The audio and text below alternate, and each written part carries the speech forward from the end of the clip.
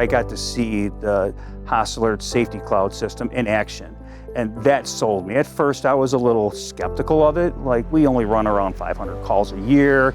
We don't need this kind of system. The technology's not there for us. The traffic volume's not there for us. On April 13th, we were toned out for a priority 1 to medical emergency, which I was one of the paramedics who was available to respond, so I started to respond to somebody who was in critical need of emergency care.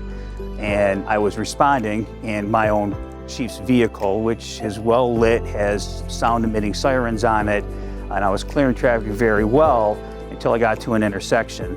As I was clearing the intersection, I went to go pass a line of cars, and one of the vehicles in that line of cars didn't hear me, didn't see me. He hit me in the rear end. As he hit me in the rear end, he pushed me into another car that was actually pulled over for me. They're looking at roughly around $10,000 to $12,000 of repairs to that vehicle. My truck's gonna be out of service for another 3 weeks, so that's right now 5 weeks that one of our frontline apparatus is not serving the community as it should. We're known as a drive-through community here in Ray Township.